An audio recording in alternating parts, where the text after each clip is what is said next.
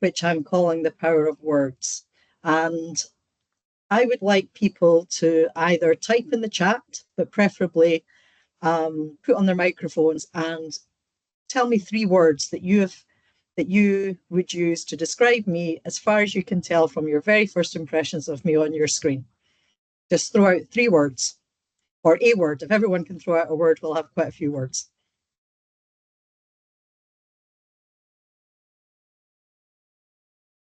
So there's nothing in the chat as yet, so you can type or you can speak. And there's not a wrong answer to this. It's just your initial impression. I would like to say patient, kindness, and knowledgeable. Okay, so you think, so straight away I sound patient. That's interesting. And I've got some words in the chat. Let's see what's come up in the chat. I have dementia researcher, Scottish. Yes, I have a Scottish accent. Any other words? There's one person who has their camera on, so I'm going to pick on you because I can actually see you. If you're able to just throw out a word from seeing me. And it can be anything you like. Intelligent. Intelligent, okay. Any other words?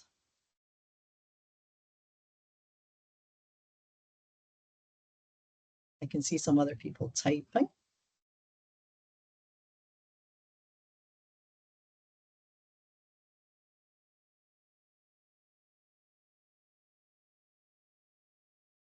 Mason, your camera's not working, but your mic, I hope's working.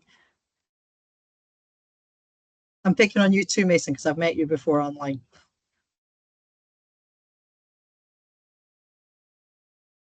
This might not be your usual style of doing seminars, but I find it quite effective in terms of thinking about the language that we use. Okay, nobody else was wanting to put forward any words. So I will put you, but you are going to have to give more words for the next part of the exercise, just to warn you, because otherwise it won't be so effective. Okay, so I'd just like to share with you some words that I have been called during my career, I guess. So these are words that I frame less positively. So I've been called a whirling dervish, which means a very fast dance, but it can also mean a spastic fidget. So I don't think it's the best expression. I see that as less positive. People have said that I can be irritating, I can be pushy, and I can be argumentative. So those are words that people have used. Neutral words that people have used over time are ambitious, blunt, no nonsense, critical, provocative. Now I see these words as going either way, because when women are called ambitious, that's often not meant in a positive light. In the same, there's a gendered dimension to how people will use that term. Blunt, I actually don't mind. I'm Scottish and I am quite straight and to the point, which it links to that no nonsense, but some people may not actually mean that in a positive. I actually quite like when people are straight and to the point. As an academic, I feel I should be critical, and I also feel I should be provocative. I should be provoking people to think about things and to challenge their thinking as a social scientist, which kind of links to the argumentative comment that I don't see as quite so positive, but it could be in the same vein. These are other words that I prefer that I've been called. So I've been told that I'm passionate, enthusiastic, direct, which links to the blunt word, energetic, and the words that I probably like the best are fun, loving, and kind. Those are the words that my daughter uses to describe me. And so these are how I categorize the words that people might use to describe me. And it's interesting because in a very short space of time, we can form impressions of people based on just maybe a few words. For example, Ron gave me a very nice introduction there. And straight away, some of you have thought, oh, well, that must mean that she's intelligent or she's knowledgeable or she's whatever. So we can form these snap judgments or impressions of people very, very quickly. So that's how I categorize things. So I have the ability, I'm relatively cognitively intact, and I can categorize these words in a way that I can live with. So it doesn't really matter if people are less positive about me or more positive. I can kind of frame that in a way that's okay with me. I can be okay about it. So now I really would like to know the words that you think of when you think about dementia. So again, I would like if you could call out the words or if you could type them into the chat, if you would prefer to type them into the chat. So I'll give you a few moments there to think about words that you would use for dementia.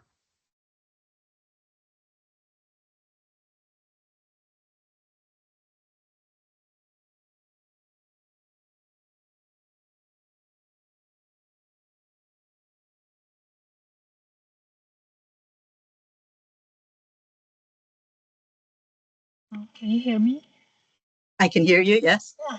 Sorry, my device is not good for typing, so I will speak. The first word I think about dementia is difficult. Both Difficult. difficult for the person and for the, especially, not especially, also difficult for the caregivers. Okay, thank you. That's a common word that I've heard. There's some words in the chat: quiet, cognitive impairment, less independent, in need of more care, terminal, no cure. I've got disease, affection, neurodegenerative. Any other words that people want to offer when they think about dementia? Family, okay. Anything else? Memory loss?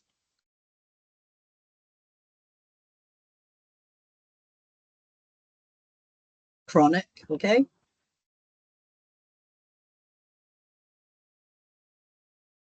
Okay, I've seen the little dots dry up, so I don't think anyone's typing now. Okay, oh, there's a couple more typing, so I'll give that a second. Poor judgment, confusion. Okay, thank you for sharing your initial thoughts about dementia and the words that spring to mind. So these are words that I hear a lot about dementia, and I would see these as not so positive images. So dementia has been described as a husk, it's a living death, the person is an empty shell. People call people living with dementia demented, which means literally, if you go to the Latin derivative, it means without mind. Would you want to be called without mind? People are labelled sufferers, they're labelled challenging, difficult, confused, muddled, senile. So these are very, very common words that are used to describe dementia, which are not so positive. Then we have some more well-meaning ones. So, for example, people will use the word patient to describe a person living with dementia, or a service user. Now, I don't see those as quite so positive, because there is a power imbalance in these words. If you are a patient or a service user, it implies that you need help, you need someone to provide the support, and you might no longer therefore really have as much choice. And then there's some other words that are seen as more positive ways forward. So I had a colleague in the States who used to use the word deeply forgetful, and he would actually do this action in terms of deeply. Would you really want to be described as deeply forgetful? We can all be a bit forgetful at times, but it's the emphasis on how deep it is.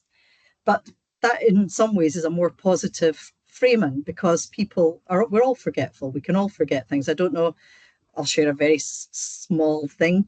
I was out on a canoe last week and I put my cap on to protect my head from the sun. And then I'm thinking, where's my sunglasses? And my sunglasses were underneath the cap. And it took me quite a long time to actually find my sunglasses. So that's me being forgetful about where I'd actually placed my sunglasses. Mild cognitive impairment is another term that's seen to be more positive, because it's not focusing on the dementia as such. But again, would you like to be labelled with the term impairment? Because straight away it's implying that you do not have as many abilities. The words that I find more positive that have been in the discourse now for maybe the last 10 years are dementia friends and dementia champions. But most importantly, we're talking about people who happen to have a diagnosis of dementia. Now, just in case you're not aware, dementia is a set of symptoms, and underneath those symptoms are a whole lot of different causes or brain changes. Different parts of the brain are affected, but dementia is the symptom of what's going on in the brain. And there's a whole load of symptoms of dementia, and they're not all the same. But I think first and foremost, we need to remember we're always thinking about people. So when you were all given your words at the beginning, you were given words that are not particularly positive. You can look at them in the chat there. They're overwhelmingly not the most positive of words that we have in our day-to-day language that we use about dementia when we first think about it. But what is the impact of having these words? And where have they come from? Why do we have these words that are kind of more negatively framed? And how can we consider different ways to create physical and social environments that support those living with dementia, rather than try to maybe control or assume that people don't have ability? How do we actually find ways to compensate for people? Maybe, it's not that people with dementia are not confused and they're not sometimes muddled and that they are having difficulties, but what do we do? What can we do to find more positive ways forward to compensate for some of those issues that people face?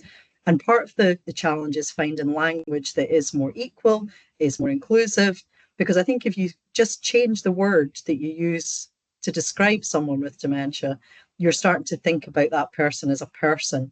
Because if you wouldn't like those words to be used about yourself, the chances are that person living with dementia does not like those words being used about them.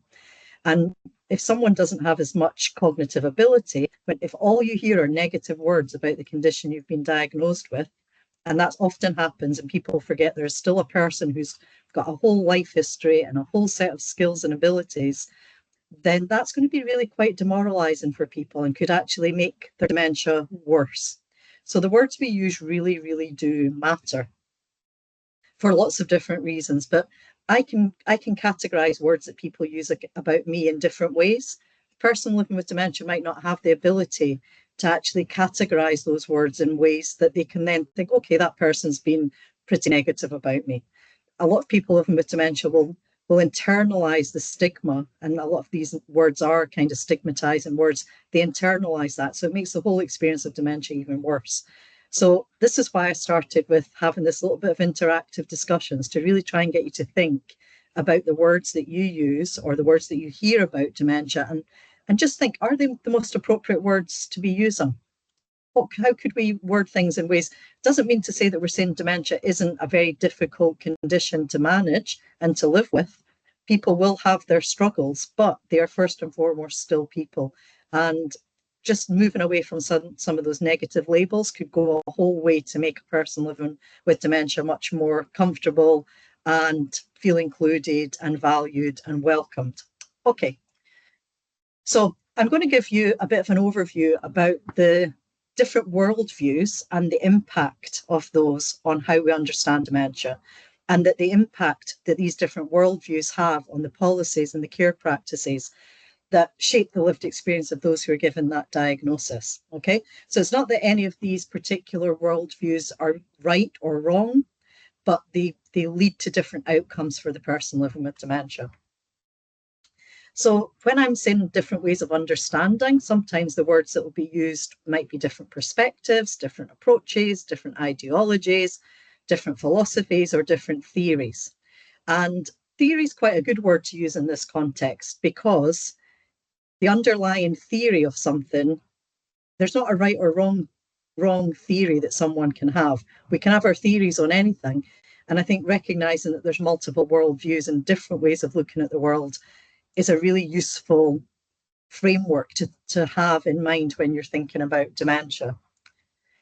Okay, so why do we need to do this? First, it provides a framework for critiquing the different conceptualizations of dementia, the different words that we use and how we understand dementia. It provides a basis for understanding the assumptions about dementia that underpin different dementia care practices.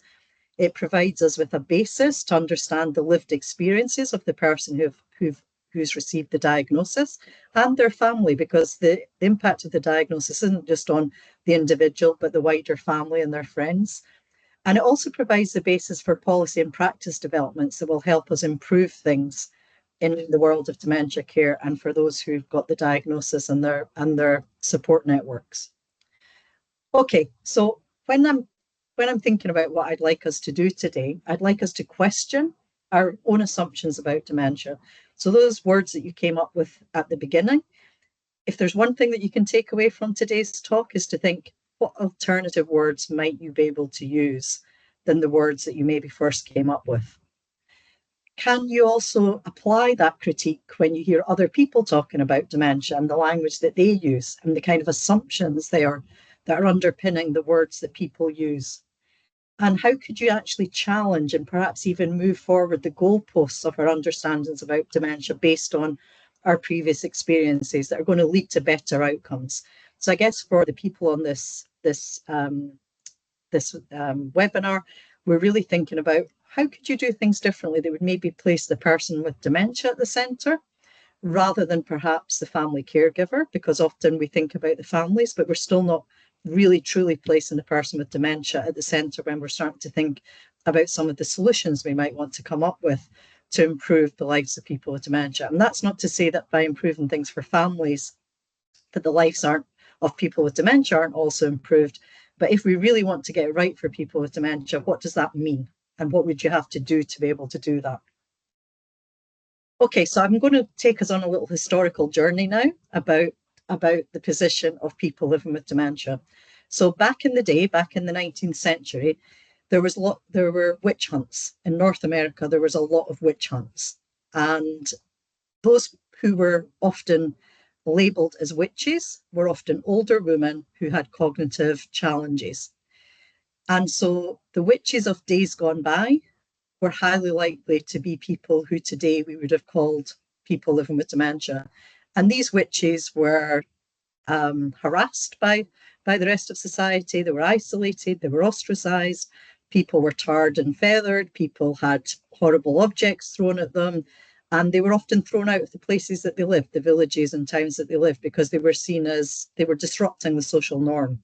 So the witches of the 19th century, many of them were likely to be people who had dementia. If we move forward to Victorian times, and this is a picture of a UK Victorian workhouse, many of the people who ended up in these workhouses were also older women who could no longer function in mainstream society. So again, they were isolated and warehoused together and basically put to hard labour. So again, there's a real impact on how we frame people living with dementia, and we can see that through the ages. If we think more now about how we understand dementia, we will see biomedical approaches used very, very frequently. And I guess the medical understandings, and I'm using the plural because there isn't just one medical or biomedical understanding, there is more than one. We can see that this has a really lasting legacy within the world of dementia even today. So in days gone by, the approaches to dementia care were shaped because there was no cure. So if there's no cure, what are we going to do? So we then label people as being mad, they're insane, people are seen as deviant in some ways. So you can see these older men in the 1960s UK doing nothing. They've been removed from their home, they've been removed from their community, and they're sitting there doing nothing. And you can kind of see from the body language that they look quite bored, fed up, they're disengaged, they're basically waiting to die. And I guess that's why we still have a phrase that's used in relation to care homes, that they're often God's waiting rooms. People are waiting to die in these places. This is another image of a women's ward in a long-term locked unit where the beds are all very neat and tidy. People are removed from their bedrooms during the day. And again, they would just be sitting, or they'd be put to some kind of manual labour task. So people weren't really treated very well. This has taken us right up to the 1960s. Older people who were difficult in some way were locked away from society. Now, I'm from the UK, I'm Scottish, which is why I'm using these kind of examples. But I think if you look at your own country and how older people have been treated through the ages, sometimes elders are valued. That doesn't mean to say that elders are not valued, but certain groups of elders are often ostracised. And those are the people who would be labelled mad, insane, just deviant in some way from how society would like them to behave. So some of the key aspects of a traditional biomedical approach. So this is a very traditional one. It would see dementia as a disease. In fact, dementia is not a disease. Dementia is a set of symptoms. And it's those symptoms, there is an underpinning disease pathology that's often going on in the brain, but dementia itself is not a disease. It's a set of symptoms. Those with dementia are seen as patients who require treatment. So again, putting them in an unequal position because the medics and clinicians will make the decisions because they know best. And basically health professionals retain control over the whole care dynamic. They're making the decisions for people because they're deemed to no longer have the ability to make decisions themselves. And just a really important point to throw into the conversation at this point, we should always assume that a person living with dementia has capacity until they have been assessed to not have capacity. But too often, if you have a diagnosis of dementia, people assume you lack capacity. But all the legislation in all the different countries clearly states you should be assuming that that person still has capacity. So that's capacity to make decisions, capacity to participate in research, capacity to have choice over aspects of their life. Okay, so then we think about what are the critiques then of this traditional kind of more biomedical approach. So as I was saying, dementia is a really complex set of symptoms, and even Alzheimer himself, because Alzheimer's disease is the condition most associated with dementia, and the terms are often used interchangeably, Alzheimer's disease and dementia. But even the guy who came up with who Alzheimer's disease is named after, he questioned his peers' interpretations of the condition that was named after him. He wasn't convinced that he really had come up with something that was Alzheimer's disease. But it's often presented that this is as a fact. So these very complicated and complex issues are presented as a fact. And these people are, once you've been labelled in this way, it's assumed, certain things are assumed about you. And there's something called stage theories of dementia that clinicians find very helpful, where you progress on this linear journey through dementia. I've never actually seen someone progress in this very linear way from having mild cognitive impairment through to having early dementia to moderate to severe to very severe. People jump back and forward in their journey, and they might be more advanced in their journey in certain ways, but still have a lot of capabilities. So I'll often hear people say, this person's got really advanced dementia. And I'm sitting talking to them thinking, this person does not have very advanced dementia. They still have so many things that they're able to do.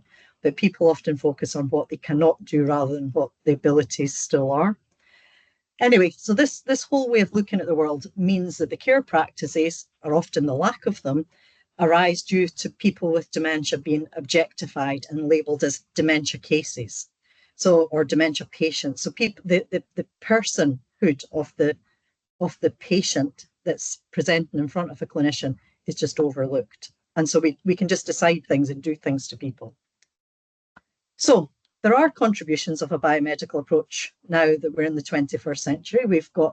There's been a recognition that we really need to diagnose people living with dementia, that we need an earlier diagnosis of dementia, that there are what I will call the anti-dementia drugs that will help slow down the progression of dementia, give people a chance to put their affairs in order and to work out what is best for them. And also, I think a lot of the biomedical approaches have stressed really the need for information for the families, for the person who's diagnosed with the condition, but for all of those who are involved in the diagnostic process and the care process. So we need more information. And I think that's one of the real contributions that in the last kind of maybe 2 decades have really been made by biomedics. And so we now have more differential diagnosis, we have more sophisticated techniques to scan the brain and to work out really what's going on. And so people can be given a differential diagnosis. So rather than just be labelled as dementia or Alzheimer's disease, we can now actually work out which part of the brain's been affected. And depending on which part of the brain's affected will affect the symptoms that someone might have. We've then also got psychological approaches. So social psychology is the main sub-area of psychology that I think has been most interested in reframing dementia. And as a discipline, it entered the discourse surrounding dementia in the 1980s. And it really set out to challenge those traditional conceptualizations of dementia, which are more biomedically based, and move the focus to the individual. So the actual person who has the diagnosis of dementia. And the key contribution really arises from that because it challenges that whole medical control by placing a focus on the individual with dementia and their families and what they might like and what they might want and what they might need, rather than the kind of medical and clinical domain making all of the decisions. So early work was really concerned about family care, and it was called caregivers at that point. The language has changed over time that we now talk about care partners and care supporters. Later work was then concerned with the person living with dementia themselves, And more contemporary work focuses on the interactions between people, so the care dyad or triad. So the dyad is often the person living with dementia and their family, and the triad would then also include the care professionals and supporters of the person living with dementia and their family. So psychology has done a lot to kind of focus us more in on the interactions and what we do and what we say and how we say it and how that can really impact. And that we can't just focus on one group over another. We need to look at the interconnectedness of people. Social psychology is also being critiqued because it places dementia and dementia care at a very individualised level. So how does that help us really move along care practices? So it's been critiqued for that. What about the relationships beyond those immediate interactions between the person and the family and professionals? And it also places a very heavy load on the family caregivers because it kind of means that it's up to the family to work out what to do, or it's up to the person to work out what to do. So those are the critiques that have been made of social psychology. However, the key contributions are that they really have placed an importance on seeing the person who has dementia. So there was two kind of bodies of thought going on at the same time. There was Kitwood in the UK, who talked about personhood of those living with dementia. And at the same time in the US, Stephen sMAP was looking at selfhood of the person living with dementia. And all of this led us to think about, well, what do we do in the way of psychosocial interventions to support people? So rather than just relying on drugs or cures, which we know are limited, we start to think about, well, what can we do in everyday life that would enable people to have a better quality of life and better well-being and more independence? And this is now another kind of body of thought, gerontological approaches. So there's many, again, there's not just one, but first and foremost, gerontology looks at the place and status of older people in society. And initially it was concerned with political economy and how older people often had less status because they were no longer able to work. They weren't maybe contributing as actively to the political economy. Moved on to look at disadvantages faced by older people in society, and the current trend in social gerontology is to very much focused on the lived experiences and views of older people themselves. So this, if we approach things from a gerontological point of view, we are reminded of wider society. So we're not just looking at the individual anymore. So you could see the biomedics focusing on a condition, the little bit of the brain that's affected, or the bigger part, depending on how many parts of the brain might be impacted. It's moving on from social psychology that's placing the focus on the individual. And this is looking at wider society and how wider society might respond to the challenges that someone living with dementia might face. It reminds us very much of disadvantage and discrimination that older people face. And if you have these kind of multiple jeopardies, if you are, say, a Black disabled woman with dementia, your experiences might be very different from a white, middle class, wealthy, physically able man. So I'm giving you quite stark kind of contrast, but your experiences of dementia very much will be influenced by how you're positioned within society. And gerontology is trying to promote the multiple views of older people. So not just one category. We're trying to look at underserved populations as well as kind of more mainstream populations. Gerontology is also open to critique. Initially overlooked privileged groups. It started off really by looking at more underserved groups. There's also an argument that says they haven't looked enough at different underserved groups, but very much overlooked privileged groups to start with. Also being critiqued because it can forget that there is a medical aspect of any condition or disease, and often gerontologists might overlook that, so that's being critiqued. Gender, class and race differences were quite slow to emerge as a focus of inquiry for gerontology, and dementia wasn't an immediate area of interest for gerontologists either. It's only really been in the last, I'd argue, 15 years that you now see dementia as part of a lot of gerontological discourse and debate. Finally, one other approach for looking at dementia is from a sociological perspective. And this is important because it looks at structure and agency. So structure are all the things that surround you that you don't have a lot of control over. So that could be policies, it could be the amount of pension you get that's dictated by, different economic policies. It could be just the way that society ostracizes older people, in terms of where they choose that older people might be located. But it also looks at agency, and that's the things that an individual can do. So it's not just looking at one or the other, it's looking at the individual and it's looking at the wider society. Sociology traditionally has looked at both privilege and disadvantage. And as a discipline, it's always been associated with critique and challenge. So that's some of the things that sociology can bring to the table. The contributions of sociology concern to explore the social worlds of those living with dementia and those who provide care. And that can be both the families and those who provide paid care. Also very concerned with the divisions in society and the impact that will have for the person who's experiencing dementia. And sociology, again, traditionally is known for questioning what would be traditionally seen as a fact or just accepted, taken for granted knowledge. It will critique that. There are also critiques of sociological work on dementia, and this is the one that I think is a really valid critique. Often sociologists, they do their research, but they don't think about how to apply it into practice or clinical arena. And if we don't do that, what's the point of doing the research? What's the point of actually trying to think about these things if we're not going to try and think about how we can actually make a difference?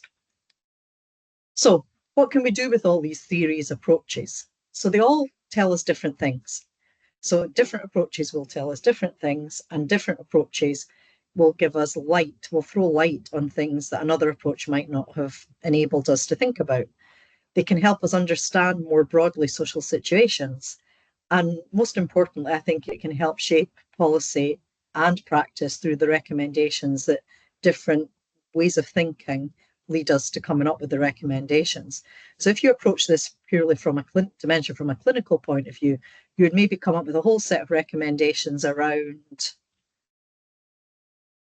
we want to fund a whole load of research, for example, on finding a wonder pill that will cure dementia. So that sounds great. In all the time I've been doing dementia research, we've still not got a wonder pill that will cure dementia. We have managed to reduce the risk of dementia, and we have understood more about risk prevention, particularly for vascular dementias, because what's good for the heart is also good for the mind. But we don't have a cure. And I don't think we're going to have a cure in my lifetime. And there's been a lot of funding thrown at finding a medical clinical cure. So that has a real influence. If you think dementia is a disease and we need to find a way to cure it, that's where you'll put the resource. If you think dementia is just a condition that people are living with, then you would put more funding to find ways to support people to live with dementia once they have it. I had a colleague that once said dementia is a bit like a really aging brain. So if you've got as your knees age, different aspects of your body age, as your knee ages or your hip ages, we can give you a replacement. The medical profession can give you a knee replacement. They can give you a hip replacement. We can't get brain replacements. So that poses a lot of challenges, but just as any part of the body ages, the brain is also aging. So a lot of the things that happen, obviously dementia is associated with, you have more dementia, the older risk of dementia, the older you get. But we don't always think of a cure for a hip. There's a way to try and fix it, but it often has complications. But we are still trying to fix something about an aging process that might just not be possible to fix, but we can support it. So I guess the value of thinking about different theories or words or approaches to dementia is that we can revisit our assumptions, our understandings, and our different conceptualizations so that we develop our knowledge about dementia and also dementia care. And I'm assuming most of you in the room are engineers. Can I have engineers? I'm looking for anyone to confirm that assumption. Most of us are. Well, most of you are. So I guess you would be thinking about how can we have solutions to the challenges that people face? But the challenges people face will be framed depending on the perception that you have about what is dementia and whose perception and whose kind of facts that you're building on. So if you're coming at this from a very clinical point of view, you might come up with very different solutions than if you're actually trying to think about from the person with the lived experiences point of view. So that's why it's important to think about different ways of understanding and the words that we used. We can see how theories reflected policy over the years. So pre-1980s, there was very little policy attention to dementia, other than to provide kind of warehouse models of care where anyone with dementia might just be thrown together in this kind of warehouse, large care home setting. And I'm really drawing my experience here from Western society. We've then had different dementia strategies that focused on living well with dementia. We then had different dementia friendly communities that came up through a lot of the individual countries, but also through Alzheimer's Disease International. Then there's new different strategies that came out, starting to think about seeing dementia as a disability. So again, starting to focus more on abilities rather than and what we would do to compensate for a disability in the way that we would if you had a walking problem or some other kind of problem. We've seen differences in how the World Health Organization defines dementia to help guide diagnosis. We've seen different calls for a societal examination of dementia, so no longer to just keep it within the clinical domain. It's up to the whole of society to look at what dementia means. And we've seen work with the launch of the Global Dementia Observatory, which lots of people living with dementia have been involved in that work. So actually hearing directly from those with the lived experience. And we can also see changes in practice over time from those kind of, so I talked before about the witches, the Victorian warehouses, the incarceration of people living with dementia, through to people with dementia being problematized, seen as people at risk, people put in locked wards or locked care homes. Then more humane approaches emerged, focusing on more homely environments. Then we had this whole move towards dementia friendly or dementia inclusive or dementia positive kind of concepts for communities, environments, and societies. And then we moved right through to the 2020s, where we really now start to see people living with dementia as experts by experience. And that's been a long road for many people living with dementia to really get their voices heard, both on their in a national platform and in international platforms. So we've seen a real shift in how policy and practice has started to evolve based on how we start to understand dementia and think about dementia. So I guess my real key message here is words matter. And so this is a very nice image that I like about what does dementia inclusive or dementia friendly mean? And there's a whole stack of things here. How do we challenge stigma? And that includes the words that we use. How do we build awareness about dementia? How do we start to have appropriate transport to enable people with dementia still to participate in life? How do we promote independence through community-based solutions? How do we get earlier diagnosis and then follow-up support for people? How do we shape communities around the views of people with dementia themselves and their care partners? And so on and so on. There's so many other things that we can do to make the lives of people living with dementia better. How do we ensure that there's easier navigation of physical environments? How do we help people engage in community life? This is a massive shift from the witch hunts and the Victorian workhouses and even the 1960s warehousing of people living with dementia. We're now trying to think, how can we make sure businesses respond to people living with dementia? How do we empower people living with dementia themselves that they can be involved in this debate about what they need, rather than thinking, oh, they're a patient, oh, they're a service user, we'll make the decisions for them. So there's been a massive shift in how we understand dementia over time. And I guess the challenge is, how do we really, as people working in different bits of society, within universities, what can we do to really start to bring about real long-lasting positive change for people living with dementia? And I suggest the first thing, the very simple thing we can do, is think about the language we use, because words really do matter. So that's my talk, and that gives us a little bit of time for some questions or comments. Thank you, Anthea. Any question from the audience? Mason, can you speak, or you have to type it in? Yes, I fixed it. Okay, go ahead. First and foremost, thank you so much, Anthea. I really enjoyed that talk. That certainly created a paradigm shift in how I view dementia. I really like that you spoke to the medical aspect as well, had some critiques. One thing that I'm worrying about, and I wanted to get your thoughts on, is how do we balance both this inclusive aspect and the biomedical aspect? Might changing the language from, let's say, a disease to chronic disability affect funding resources, or maybe move focus away from medical treatments? So I think last year we had the first FDA-approved Alzheimer's disease treatment. And so how do we balance both, the great parts about language inclusion, but also not unintentionally draw attention away from the medical aspect?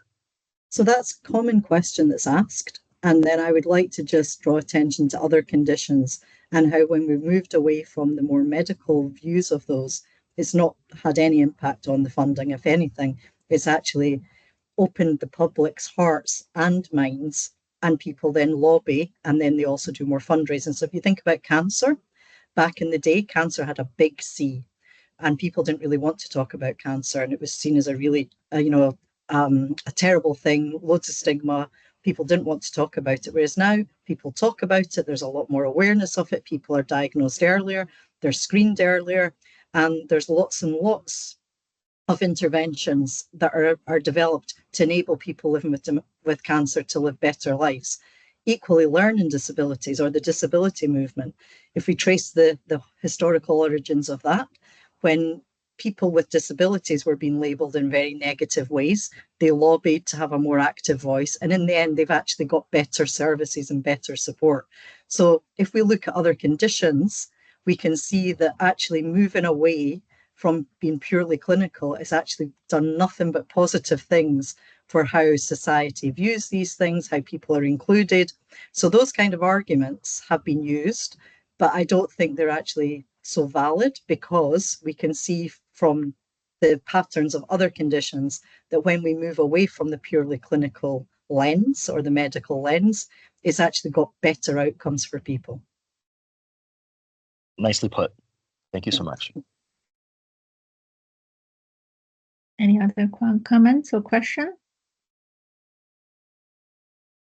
So I actually have a comment. One interesting thing about the terms is that certain culture, they do not traditionally have a name for this condition. Like, for instance, in Chinese, I think initially it was kind of translated as practically meaning that demented old people. And then I think recently with more awareness of the negative connotation of that term, and switch to something like a person who loses wisdom. I'm just translated directly. Yeah. So I don't know whether I would assume that Chinese culture is not unique it's not so unique in the sense that it doesn't have a language to talk about this. It simply translate maybe from English words. So I wonder whether that is actually prevalent in other language or culture. It is, and dementia is often equated with madness in other countries. So the word often literally translates as madness or insanity or some kind of some kind of similar word.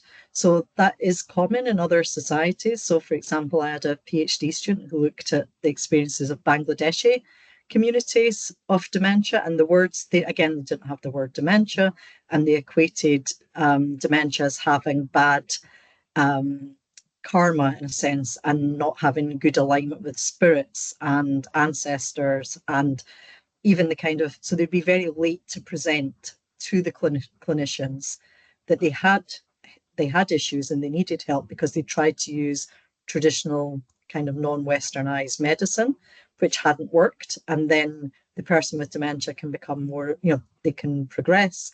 And if they're not being given the appropriate support, it's harder for the families, it's harder for the person themselves.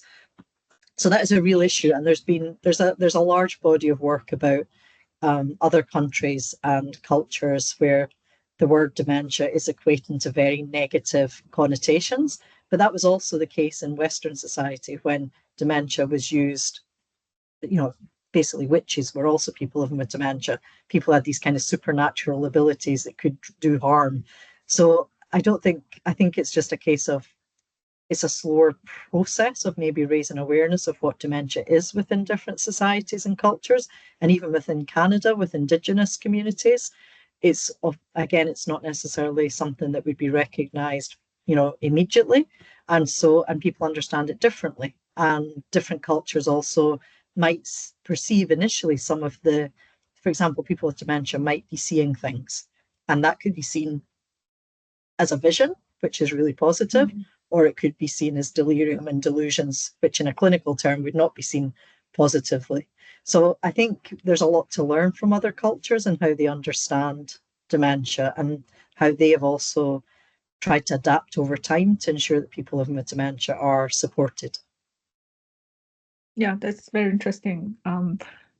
The other thing is that you mentioned that depending on the different theory or theoretical framework or perspectives that researchers may identify different problem to work on. From an engineering perspective, a good problem is a good problem, regardless with which perspective you're looking, whether it's more of a clinical setup or setting, or from a cure, from a support perspective. So do you feel like there's actually fundamental limitation of pursuing one perspective, or lack of awareness of the existence of other perspectives? So as a social scientist, I would always say if you're limiting yourself to one perspective, you're not seeing the full picture. So I think, yes, you could see any problem as a good problem, but I think if you really want to find a solution to that problem, you need to look at that from different perspectives, whether that's from different stakeholders, whether it's from different kind of theoretical approaches or understandings. But I think the more minds that you can bring and more approaches that you can bring to a problem, the chances are you're going to find a solution that will work for more people and will be more effective for more people. And I think that a limitation that we often have in like health spheres are we assume that we prioritize one perspective or one source of knowing more than others. And I think we need to be much more open to hearing more views and more perspectives to enable us to come up with solutions that really will work for people. So that would be my take on that. Mm-hmm. Any question from other people in the audience?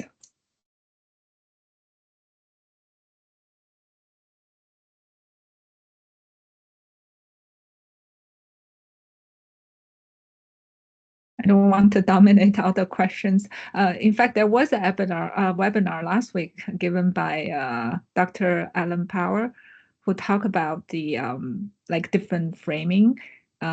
He himself is a geriatrician, and he talks about, instead of view it as a disease, and actually think of it as a chronic disability, such that it's more about how we can provide better accommodation and treat some of those maybe traditional view as abnormal behavior, such as wandering, to understand the underlying triggers. For instance, a person want to get out, maybe because want to get close to nature, or want to get back home, which the person is more familiar with. So I wonder, like thinking it as a disability, a chronic, I would say progressive disability, would you think that is as more like a more positive framing? Would it inherently has any limitation? Also, like if you critique it. I would say it is more progressive than some other approaches, yes. But I think even if we use the term wandering, that itself has no negative connotations, because if someone's wandering, it tends to mean without purpose. Whereas most people living with dementia, when they wander, and I don't like that word, if people with dementia walk, they are trying to achieve something. So it might be they're trying to go home. It might be that they want to get outside, as you're suggesting. There's actually a purpose. There's often an unidentified purpose or meaning or reason for the things that we often label in very negative ways. And so there was a whole body of work, at least 20 years ago, about wandering and challenging that whole word. and that we should be Mm. talking about walking, because many people living with dementia like to walk. And often they're walking because that's the only thing that's left for them to do, because they have been put into a care setting, or they're no longer, they're no longer able to go out independently. And so they walk because it's a way to keep yourself occupied and have a sense of purpose. So I think probably the key thing is to try and put yourself in that if you were a person with dementia, what would you be like? What would you like? What would you not like? And I think if we can try and put ourselves in the other person's shoes, we might then start to come up with solutions that are more meaningful and more empowering for people living with dementia too. And obviously, what would be good for me might not be good. What would be good for every other person in this call? We all have our different preferences and things that we like to do. But I often think if we could just think about things from someone else's perspective, we might come up with very different solutions or just understandings. Mm-hmm. That's a very good piece of advice. Okay, so last call for questions or comment. Okay, if no further question, that's all for today. I really appreciate Dr. Ines for the wonderful talk. And this presentation is being recorded and will be shared on sMAP website and the YouTube channel. Thanks everyone for attending. Thank you very much for having me. Okay, bye. Oh, Mason, you have something you want to say? Or you use no, a I long was gesture? just clapping. Thank you. Okay, bye.